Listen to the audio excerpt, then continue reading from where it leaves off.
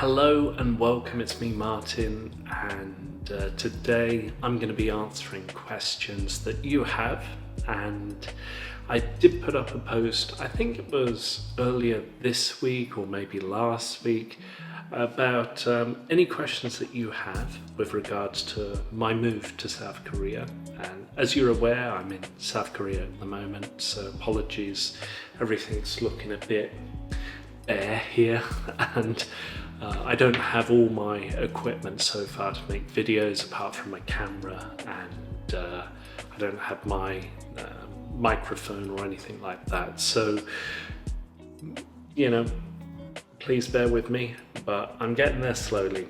The first question that I received was, do you still teach on Preply? The short answer is yes. Yes, I still teach on Preply. I've been doing this for over 2 years now on Preply. However, it's greatly reduced because of the time difference. The time difference between the UK and South Korea is 8 hours in the summer. And then when the clocks go back in the UK, it goes to 9 hours. So a lot of my students, when I was working online, were either in Europe or South America, and things have changed immensely with regards to the time difference. So it's just finding that comfort zone, I suppose, with potential new students.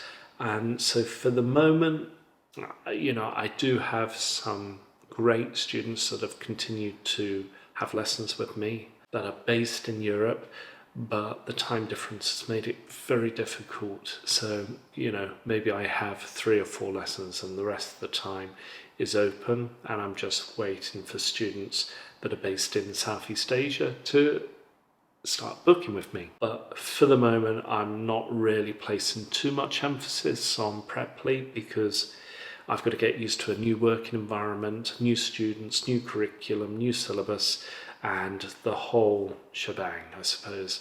The second question I had was, what are the requirements for applying for a teaching job in schools? And is there any demand for Arabic teaching?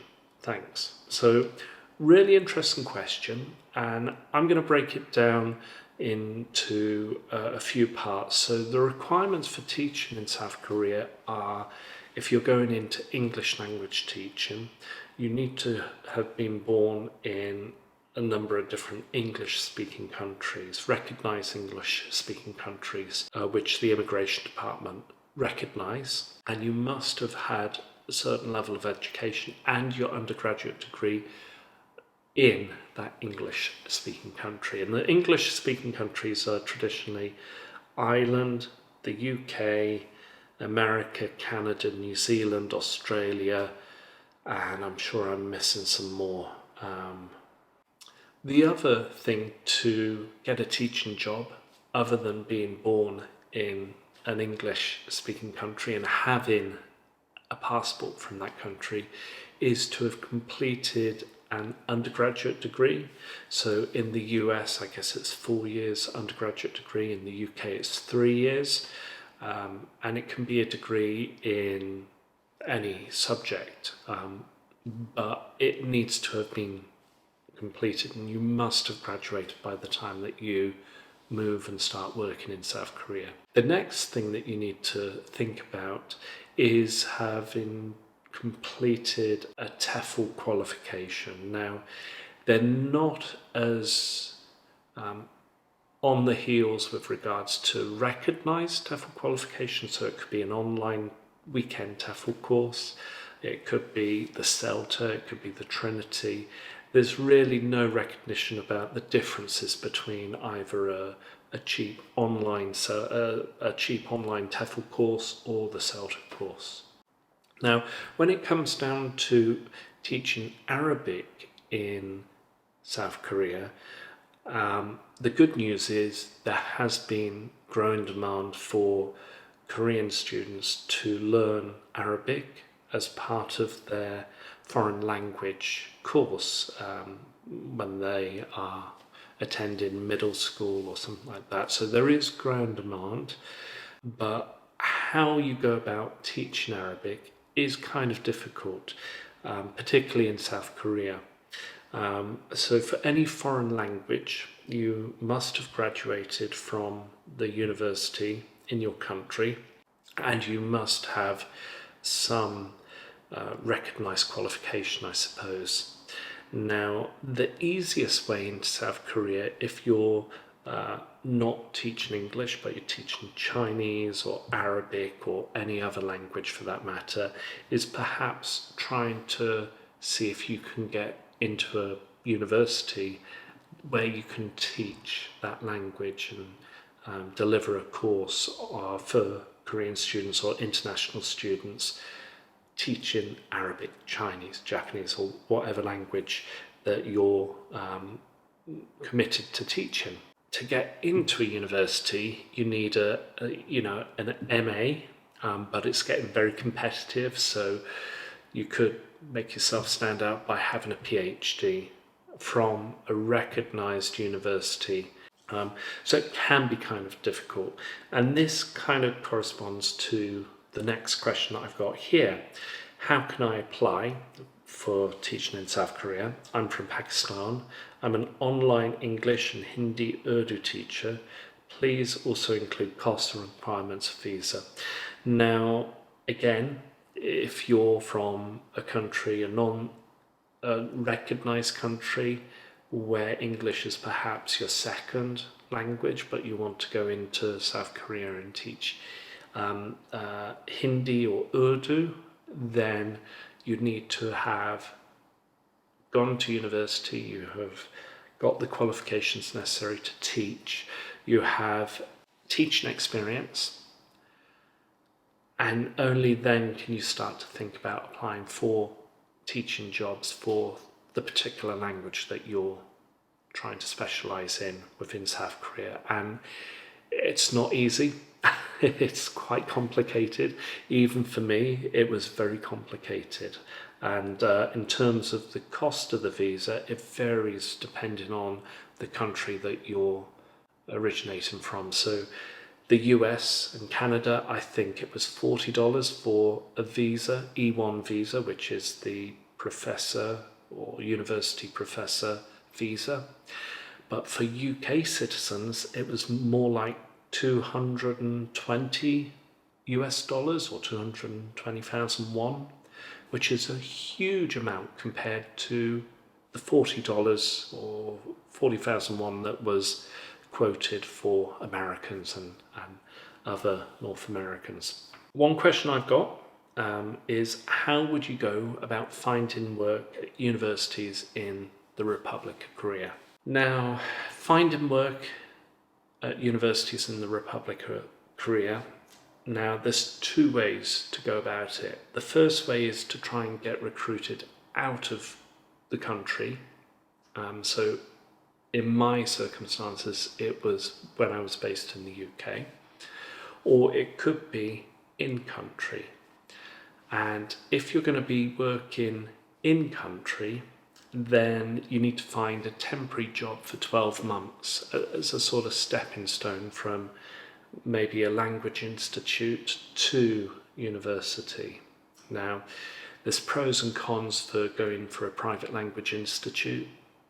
The pros are it's relatively straightforward, things can be organised quite quickly, and you can find a job very easily. The difficulties when it comes down to working for Hagwon, a private language institute, is it's low paid, the holiday entitlement is awful, usually 11 days per year, and that's the minimum requirement set for all full-time employees at a company.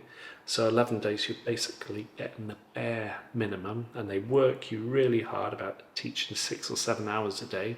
You will find yourself burning out very quickly after a year.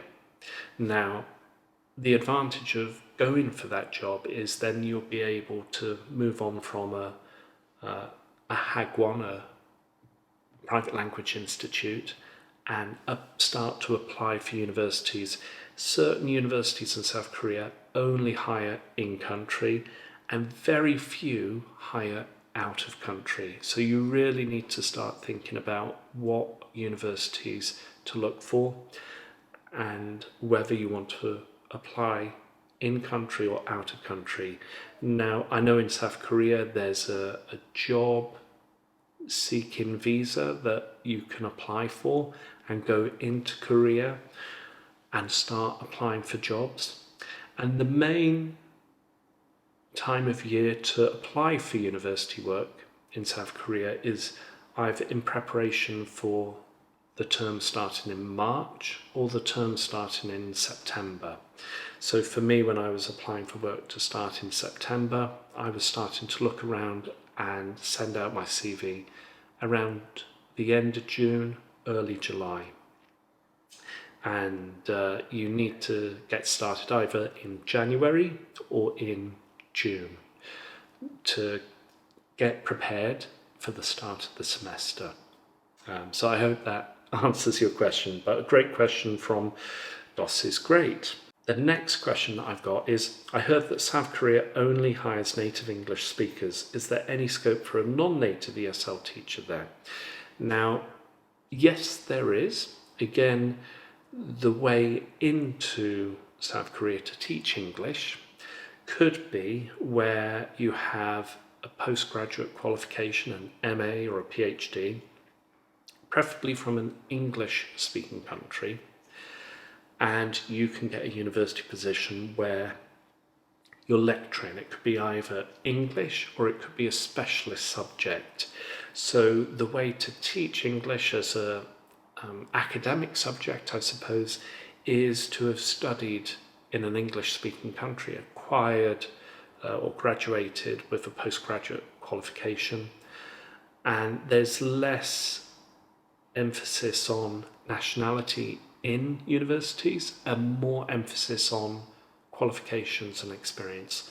Now, the difficulty that some people encounter is trying to reflect the university teaching experience that you should have when you start to apply for university positions in South Korea.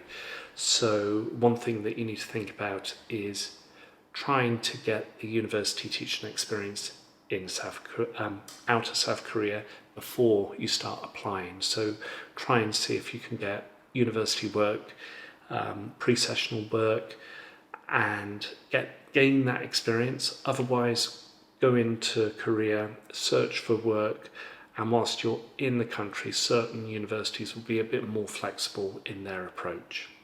So, first of all, another question. So thank you ever so much for this question. Online teaching has the potential to pay really well. What are the benefits of going back into a classroom? So, as you're aware, I've been teaching online for a number of years now. And I think perhaps in my second or third year teaching online full time, I was starting to find it very isolated, and I didn't have the sort of camaraderie that you would encounter in a teacher's room. And the benefits of going back into the classroom is that you start to have and build up that camaraderie with other teachers, other professors who are in the same position as you. And also interaction with the students is so much better face-to-face than online. Now, online teaching is great when it's one-to-one because you can really focus and vice versa for the student. However, when it comes down to group classes online, it's very complicated and very demanding, stressful, and you're literally working from home all the time, and there's no differentiation between one or the other, your work and your home life. So for the benefits of me, it's great to go back on campus and teach in person to a variety of different international students. Have that interaction with my fellow colleagues, have the interaction with the students, and also feel a bit healthier because I'm going out, I'm walking more, and I feel less isolated and less put out, I suppose. And there's a clear divide between my home environment and my work environment. So that's the great benefit for me. And I meet people. You know, we're all human, we're social animals, and we need to meet other people. Let's get on to our next question. Our final question is, I'm interested in remote work.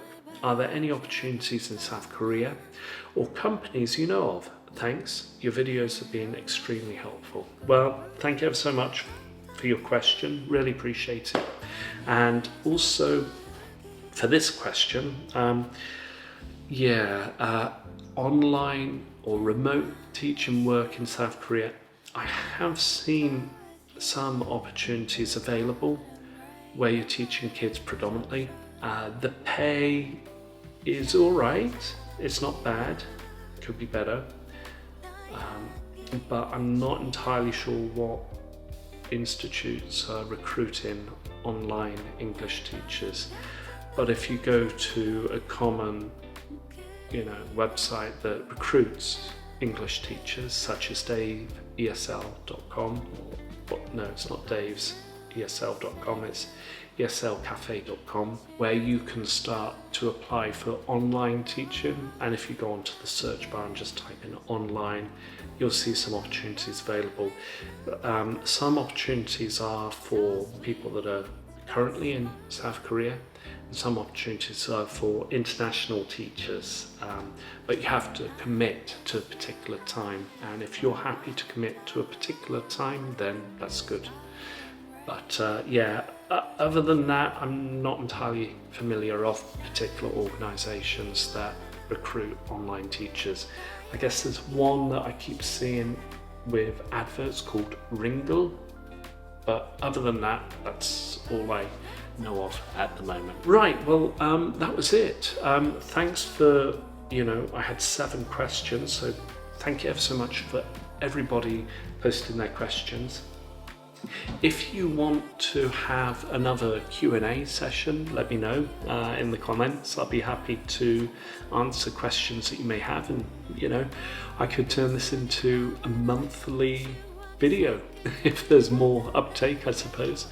But I hope that gives everybody the idea of where I am at the moment, and I really appreciate everybody's support so far and patience whilst I'm adjusting to a new work environment, a new culture, a new country. And thank you. Take care, stay safe, and I'll see you soon. Happy teaching. Bye bye.